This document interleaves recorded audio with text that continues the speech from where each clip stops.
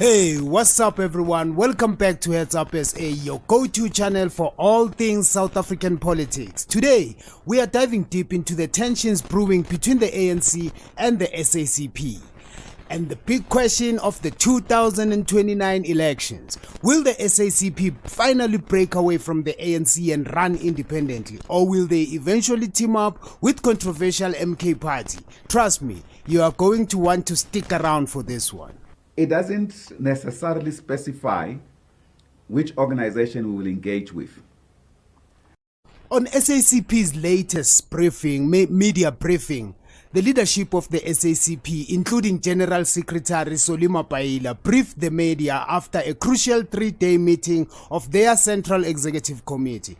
The SACP is clearly at a crossroads and their relationship with the ANC is under serious strain. We've all seen it coming. Colin Malachi, the president of the ANC Youth League, wasn't playing around when he said the SACP should contest elections on their own if they are unhappy with the formation of the GNU. And let's be honest, tensions have grown since then. They can assist us to bring back the 60% that we have lost. It was like 40%. Let it be. It will be good assistance on our side. It will assist us, but they must urgently withdraw all their employees because you can't say why a GNU of sellouts when your national chair is there within the GNU of Government of National Unity. Now, it lacks a bit of constantly. But the Solima that we know that is a product of the Youth League and COSAS and many other structures of the movement. He's very brave. We know that he will, it's either he will agree with the ANC on how the GNU work, or he will immediately withdraw those that are from the party who are in the GNU, so that we are seeing action. Then later on, he must set up structures to contest elections on his own and stop being under the state of the African National Congress.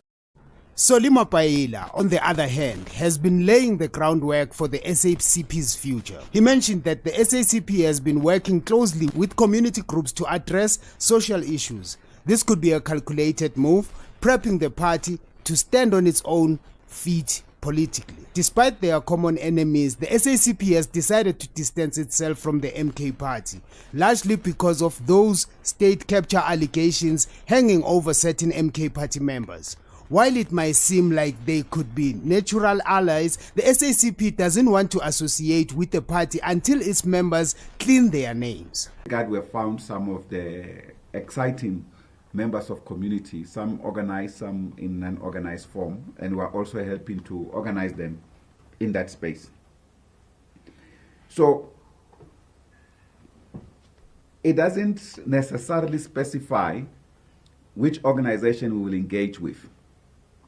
I can say, yes, in the context of a general anti-austerity movement, we will work with all forces that will fight neoliberalism, for instance, and budget cuts that are denying our people basic services and even economic development. So in that regard, we don't necessarily rule out what kind of organization in a particular community our comrades will work with. As per then, we also in that space, by the way, indicated that we also did not want to work with forces of state capture that may be represented by the MK party.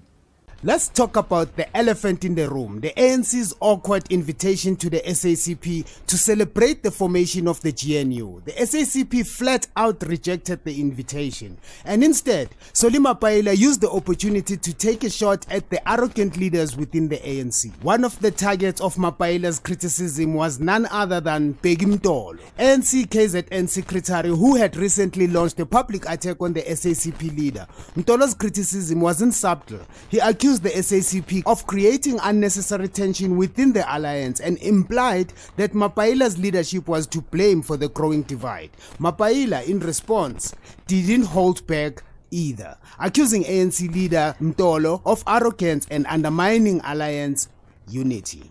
The clash between Mtolo and Mbalula isn't just personal, it represents the broader fractures within the ANC-led alliance. On the 100 days of the GNU celebrations tomorrow, we have rejected the invitation. We will not be going. Albeit it's been laced together with thanking the people who voted for the African National Congress, for which we're in the campaign. It feels sad, but we will not be going as a Communist Party. But this confusion is not only in some of the ANC people, it's even in the highest echelons of the alliance. I think now it's almost a month. The General Secretary of the SACP, when he takes a podium, he will talk many things about the GNU. What is dangerous about him, he does not apply even an inch of science.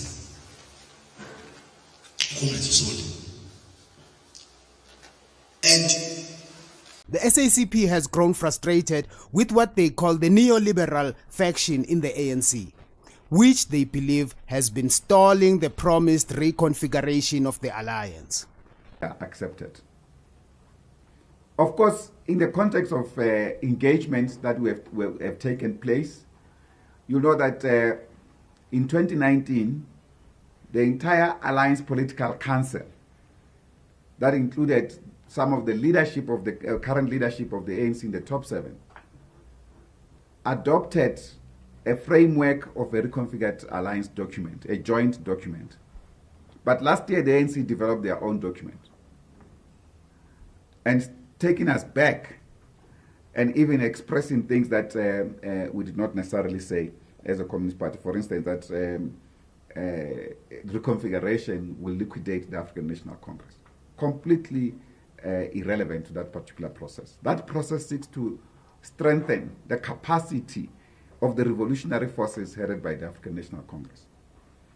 Mapaila and the SACP have vowed to fight back against this faction, and it's become clear that the SACP's patience with the ANC is running out. Could Bheki Mtolo's aggressive stance be the final push that forces the SACP media briefing? So, the leadership of the SACP, what will the General Secretary Mapaila brief the media? Will they finally break away from the ANC and run independent, or could they forge a surprising alliance with the MK party once those legal and their relationship with the ANC is under serious strain? We've all seen it have a huge impact on the president of South African politics. Going solo would make them a significant player on the left, but aligning with the MK party could form a powerful left-wing bloc. However, for now the SACP is steering clear of the MK party, even though they have common adversaries. So, where does this leave the ANC?